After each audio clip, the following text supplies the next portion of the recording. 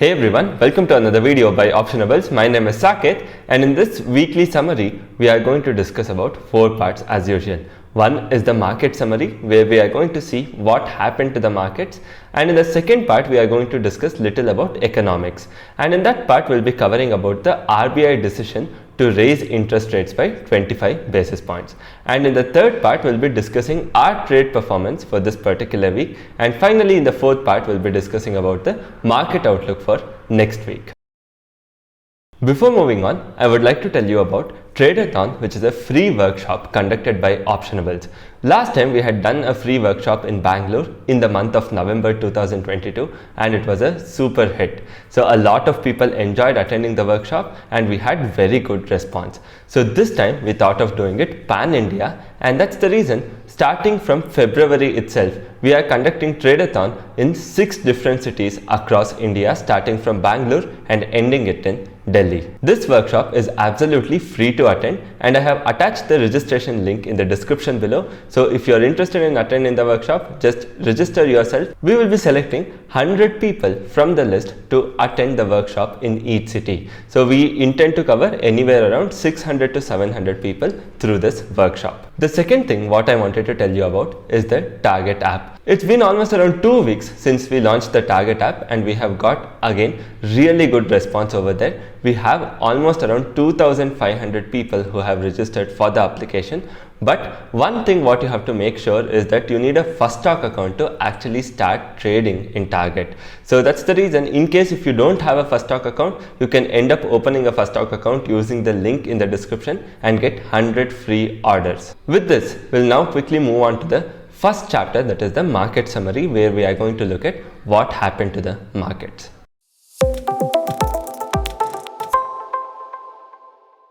After having Adani action for the last 2 weeks, where Heidenberg came out with a report on Adani, and after that Adani shares fell almost around 50%, and post that even the banking index itself fell close to around 10% on this account. So we saw some good recovery in the last week. 2 weeks back they had fallen, and this week it was complete consolidation. So if you actually look at it, during the fall 2 weeks back, the VIX went all the way from 13 to 16, almost also touched 17. Right? And in the last week, the market slowly recovered from 40,000 and came to around 41,500. And this whole week, the market consolidated between 41,000 to 42,000 and just in and around 41,500.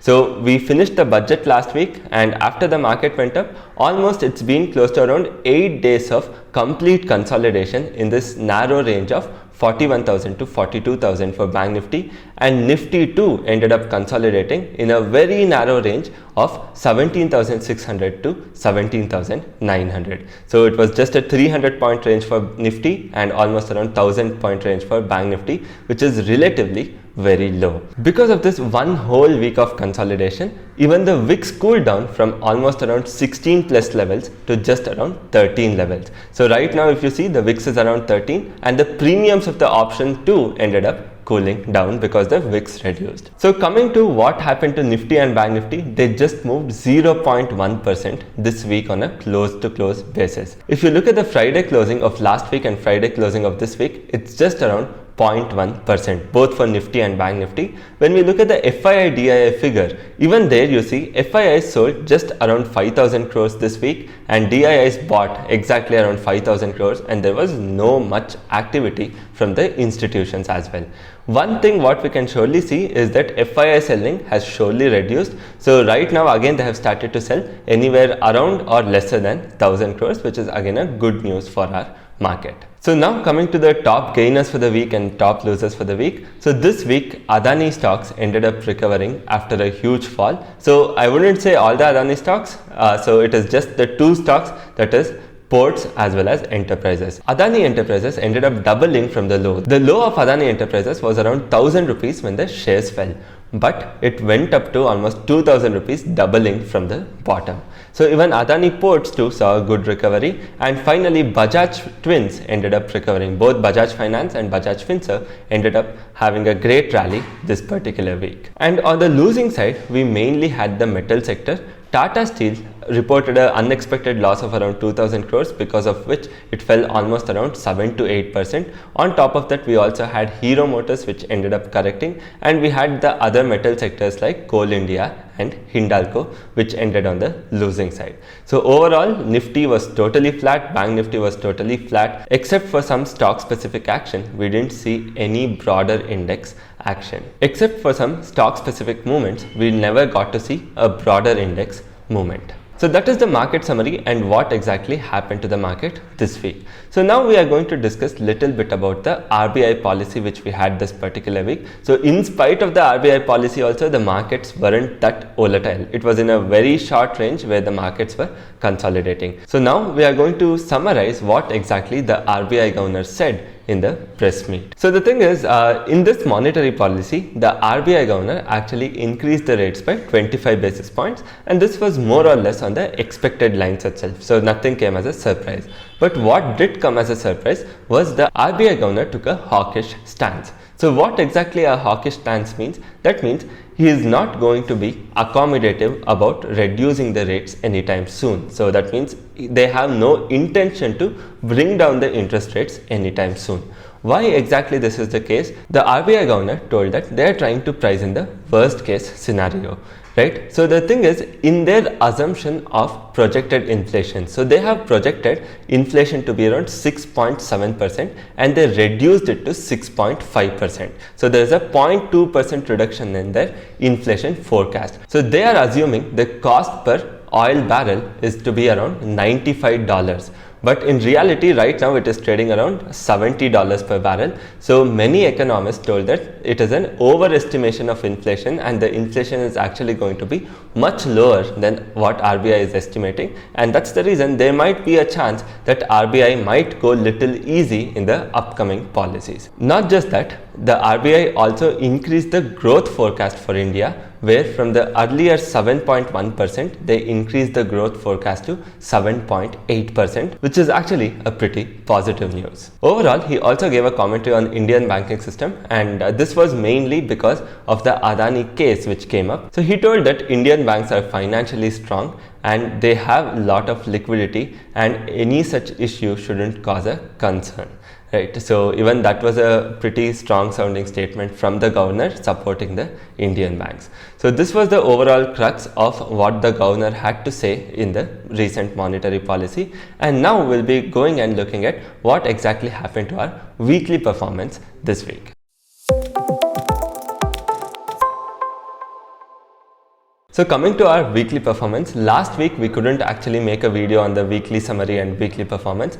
So last week was a fantastic week for us where we ended up making close to around 60 lakh in profit. And thanks to one particular day, that was Friday, where Bank Nifty rallied almost around 700 points. And that day alone, we made around 29 lakh rupees. So I'll be attaching the verified P&L of the entire last week as well as this week. So this week was fairly stable. So we ended up making a net gain of around 10 to 15 lakh. So the first 4 days were quite good. And the fifth day, we actually ended up losing close to around 7 lakh rupees because of Mahindra and Mahindra. So as you all know, we had a long trade in Mahindra and Mahindra, and I had also shown it in the previous video where we had discussed why exactly we are holding this trade and what is going to be our stop loss. So today Mahindra results actually came out during the live market, and there was a one-time loss of close to around 800 crores. So because of which Mahindra shares fell almost around 1.5%. So while it fell, we had also placed the stop loss. The stock came, hit our stop loss, and then bounced back. So overall, we could exit the whole trade in a positive. Overall, we could exit the whole trade in a profit, but unfortunately, we had to lose on the last day because there was almost around 1.5% fall during the low of Mahindra. So coming to the easiest day to trade, it was surely Thursday. So the expiry was completely flat expiry, quite easy to trade. So coming to the hardest day to trade, there was not really any day which was hard to trade this week because the VIX was cooling down, and as option sellers, you definitely would love to see VIX cooling down and market staying in a very small range. So we got to see both this particular week. So neither the markets moved any direction and even the VIX also cooled down. So overall, none of the days were hard except for the last day. It was not a hard day, it's just that we ended up making a loss. So now we'll be quickly moving on to the screen recording part where I'll be explaining the market outlook for next week. So what are the important levels which we are looking for and what trade we hold for next week. So before we actually move on to screen recording, if you have liked this content, then take some time, hit the like button, share this video and also subscribe to Optionables. Thank you so much for joining. Hey everyone, welcome to the video. So as we had discussed in the intro video, overall the market last week consolidated in a very small range. So if you actually take a look at Nifty, the range was hardly around 200 points, actually hardly around 150 points, all the way from 17,750 to 17,920. So just around 150, 170 points, whole week the market ended up consolidating. When we look at Bank Nifty also, even here, the range was actually quite small, apart from this big fall which we got to see. So if you actually look at it, it was just a matter of 500 points where whole week Bank Nifty ended up consolidating. So if you actually look at the chart structure, unless any of the range is broken either on the higher end or the lower end. So even for Nifty, unless any of the range is broken either on the higher end or lower end, the market might end up consolidating further. So in case if Nifty is able to break 17,920 or if Bank Nifty is able to break 41,750 decisively and stay above that range for a day, then we can surely expect a rally on the higher end. So the thing is, the positions what we right now carry is a short strangle in Bank Nifty, that is 42,000 call short, 41,500 put short. Apart from that, we still have certain futures which we are carrying, that is Trent, L&T Mindtree, Asian Paints, Nifty and Bank Nifty.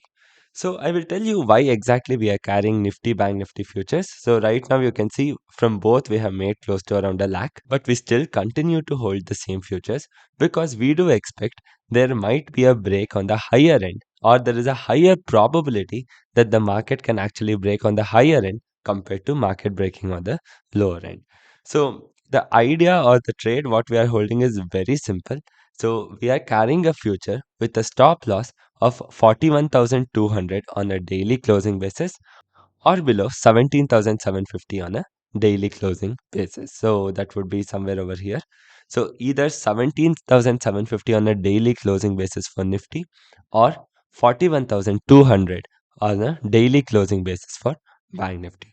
We will continue to hold our futures with these two as our stop losses. So apart from that, if you look at our option trade, that is 42,000 and 41,500.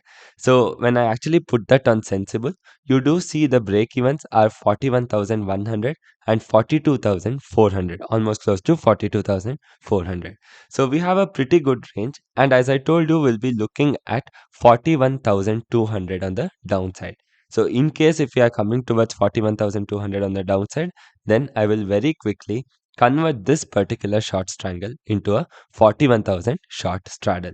So that is the idea what we are working with right now. We are currently carrying this bullish short strangle with 41,200 as a stop loss.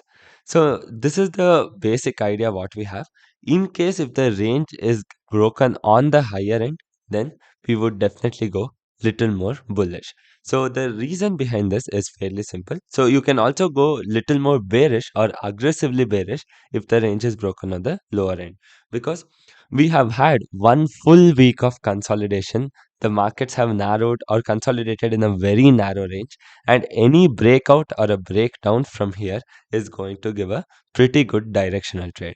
So from last 1 week, there was absolutely no directional trade. So the directional sellers or directional buyers would be quite confused looking at the market movement. So definitely they are going to have a pretty good week if the market breaks either on the higher end or the lower end. So accordingly, we will also end up taking positions. So if it breaks on the lower end, we are going to square off our futures, and then we are going to convert into a 41,500 short straddle. So that is the idea what we are working with right now. So apart from that, I will also go to the back office reports.